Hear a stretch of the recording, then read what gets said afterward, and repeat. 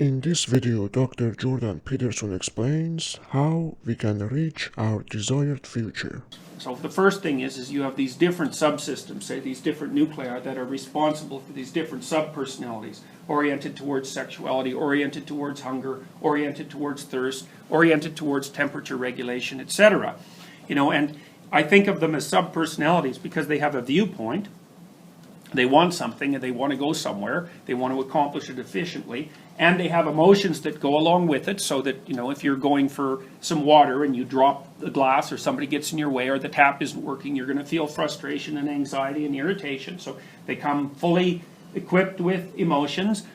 They have their own motor outputs, which they basically prime, and those would be the motor outputs that are aggregations of habits that you have been able to learn that have aided you previously in your water searching behavior. So for us that would be getting a glass out of the cupboard. That's a gripping issue, and then a transport issue, and then you have to turn on the tap. And Luria, who's a famous Russian neuropsychologist, called those things kinetic melodies. And so if you think about it from a Piagetian perspective and a Lurian perspective at the same time, you can think that Piaget talked about how children put together basic motor, they're not reflexes exactly, they're complex sequences of what started as reflexes, and then those can be linked together in the sort of dance that you're always doing with your body. And each of those little dances, you think water seeking, you're going to have a set of water relevant dances that you can do that your experience has taught you to become expert at.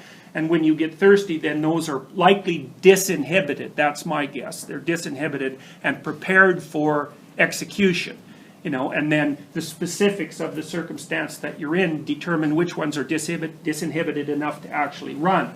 It's like you're full of little machines and they're all on. They're ready to go, but they're all shut. They're all held in stasis in some sense by cortical inhibition. It's like, I like to think of the brain sort of like a nuclear reactor. The core is really active, it's on, but then you have all these rods going into the core to keep it from going critical. And the cortex is sort of like that in relationship to the lower parts of the brain. Those parts of the brain, man, they're alive. They're like the titans of mythology. They're sitting down there, these fundamental forces, and they're ready to leap into action at a moment's notice. But the cortex basically keeps them inhibited, and it seems to do that. So imagine that you have a vision of your desired future, okay? And then a vision of the transformation stages that you're going to undertake to move from where you are to that desired future. Okay, so then what you're doing is you're comparing your interpretation of the present to your interpretation of the desired future. And then as long as those two things match, which the hippocampus is the thing that's determining that. It's the thing that's computing the match between your fantasy of what you want to happen with your fantasy about what is happening. As long as that matches, then the hippocampus basically, and we don't know exactly how this works, although it seems to work to some degree through modulation of the reticular activating system.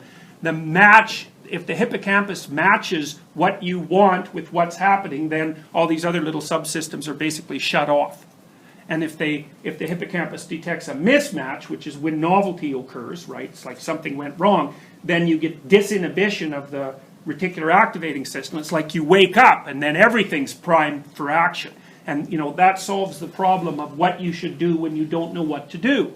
And the answer is, you should get ready to do everything.